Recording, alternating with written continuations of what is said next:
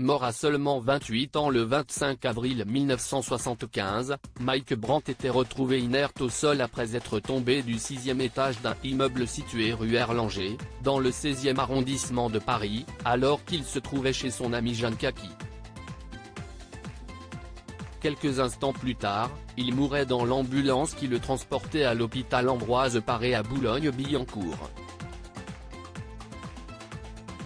Si nul ne sait ce qu'il s'est réellement passé le jour de sa mort, son frère Zvi avait confié d'ultimes révélations au point à propos de cette mort très mystérieuse.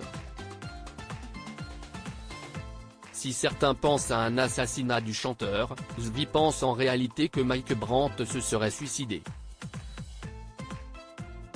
Une thèse qui peut sembler probable étant donné que l'artiste avait été diagnostiqué souffrant de dépression lors d'un séjour dans une clinique en Suisse.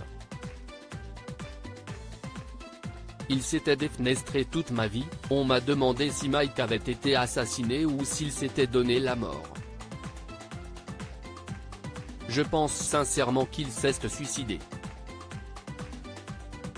Personne ne sait réellement ce qui s'est passé dans l'appartement où Mike était la nuit de sa mort, expliquait-il.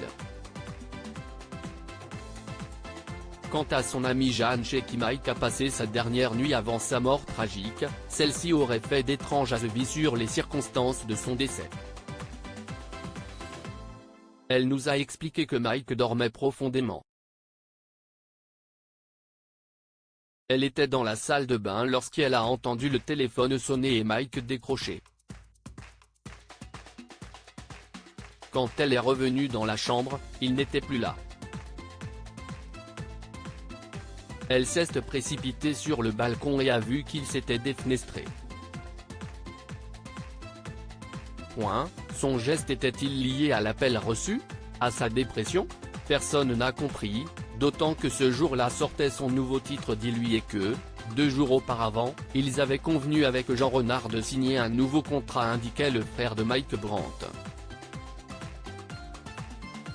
Dans le documentaire Mike Brandt, l'étoile filante, diffusé sur France 3 en 2021, Zvi révélait également que son frère avait été traumatisé par un récent séjour en Israël, où il avait rendu visite aux soldats blessés impliqués dans la guerre opposant la Syrie et les forces égyptiennes en 1973.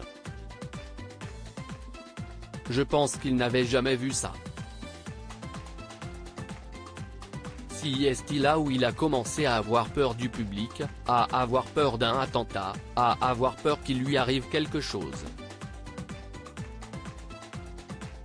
D'autant plus que l'ambassade d'Israël avait envoyé des gardes du corps de l'ambassade pour le protéger et ça l'a affolé, révélait Zvi Brandt.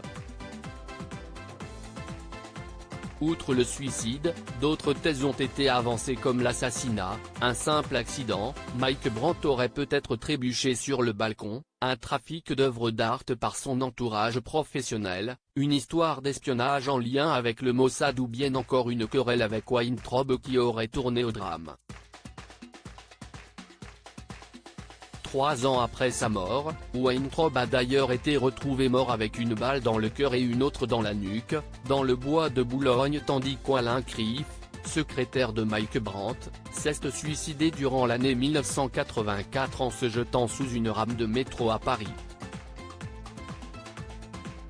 D'étranges coïncidences ?